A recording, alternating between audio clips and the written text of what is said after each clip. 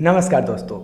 ज़रा सोचकर देखिए कि कभी अगर आपके शहर में बसपा प्रमुख बहन मायावती जी पधारें, किसी कार्यक्रम में हिस्सा लें, उनका एक इंटरव्यू हो और अगले दिन जब वो इंटरव्यू किसी अखबार में छपे तो उनकी पार्टी का नाम बसपा की बजाय तृणमूल कांग्रेस लिख दिया जाए या फिर अन्ना द्रमुक लिख दिया जाए, तो आपको कैसा लगेगा?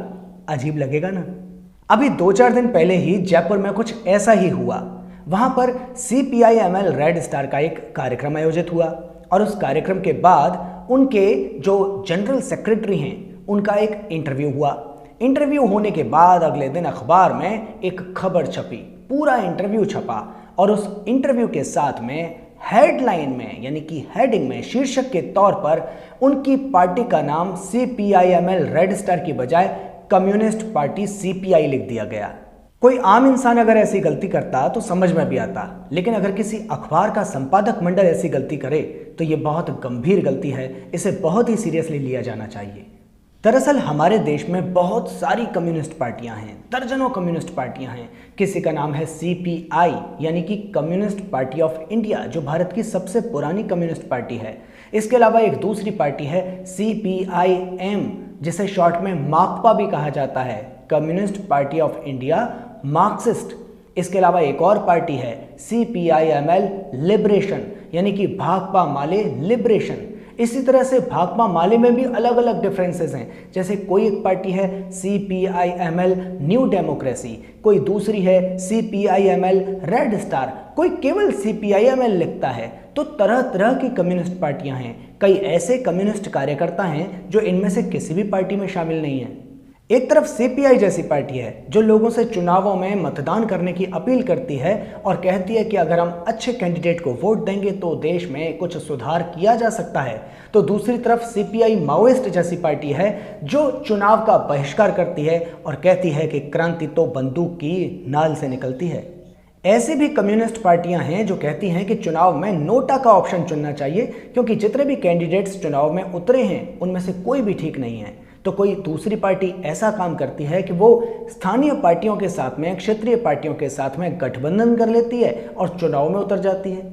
इन सब से अलग जाकर कुछ ऐसी भी पार्टियां हैं जो कहती हैं कि देश में भारी बदलाव, शानदार बदलाव, बेहतरीन बदलाव न तो संसद के रास्ते से होगा और ना ही बंदूक के रास्ते से। वे इसके लिए कुछ अलग ही विकल्प पेश करती हैं। इतनी सारी कम्युनिस्ट पार्टियां होने की वजह से कई सारे लोग बड़े कंफ्यूज्ड होते हैं। वे CPI के बजाय CPI माओइस्ट का नाम ले देते हैं, CPM के बजाय CPI-ML लिबरेशन का नाम ले देते हैं। कई बार तो सीधे साधे CPI के कैडर्स से वे पूछते हैं कि भाई तुम ये बताओ कि तुमने दंतेवाड़ा में CRPF के जवानों पर हमला क्यों किया था, जबकि वो हमला तो CPI माओइस्ट पार्टी ने किया था और CPI माओइस्ट के समर्थन में CPI नहीं है।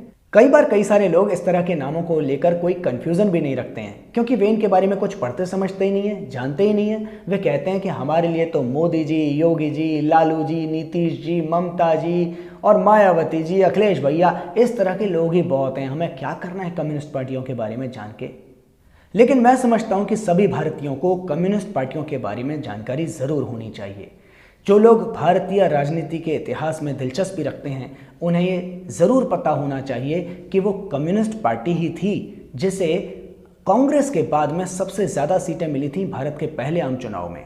उन महिलाओं को कम्युनिस्ट पार्टियों के बारे में ज़रूर जानना चाहिए जिन्हें प्रेगनेंसी के दौरान मैटरनिटी लीव जैसी सुविधाएं मिलती हैं। उन तमाम कर्मचारियों और मजदूरों को कम्युनिस्ट पार्टियों के बारे में ज़रूर जानना चाहिए जिन्हें सैलरी मिलती है, 8 घंटे का कार्य दिवस मिलता है, पेंशन मिलती है, PF मिलता है, मेडिकल सुविधाएं मिलती है और तमाम किस्म की सुविधाएं मिलती हैं जो कि उन्हें नहीं मिलती अगर कम्युनिस्ट पार्टियों के लोगों ने आंदोलन नहीं किए होते और सरकारों को दबाव में नहीं लाया होता। उन तमाम निजी क्षेत्र के कर्मचारियों को, मजदूरों को भी कम्युनिस्ट पार्टियों के बारे में जानना चाहिए जिनको इस तरह की सुविधाएं नहीं मिलती हैं, ताकि वे जान सकें कि कम्युनिस्ट पार्टियों के आंदोलनकारियों ने, कार्यकर्ताओं ने आखिर किस तरह के आंदोलन किए थे, कैसे ऑर्गेनाइज किया था अपने मूवमेंट को कि जिससे सरकारों को ऐसी सुविधाएं देने पर मजबूर होना पड़ा।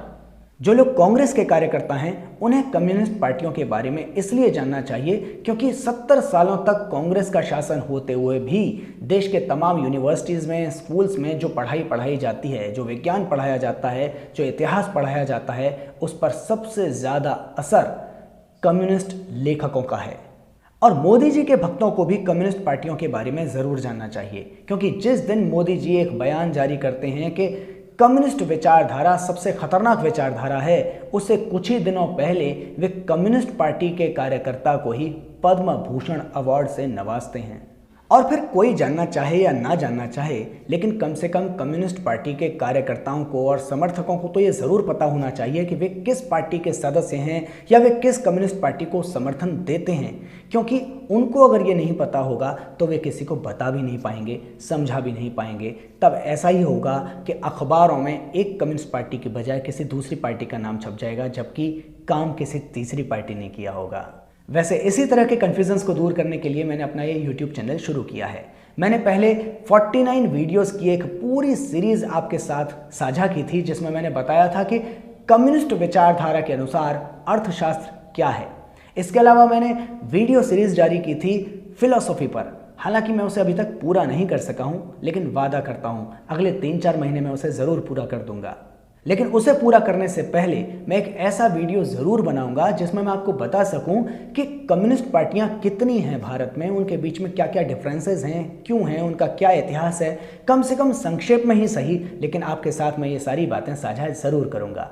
अगर आप मेरे इस वीडियो चैनल पर, इस यूट्यूब चैनल पर नए हैं तो प्लीज़ मेरे इस चैनल को सब्सक्राइब कीजिए, बेल आइकन दबाइए, ताकि समय से आपको नए वीडियो की नोटिफिकेशन मिल जाया करे। शुक्रिया।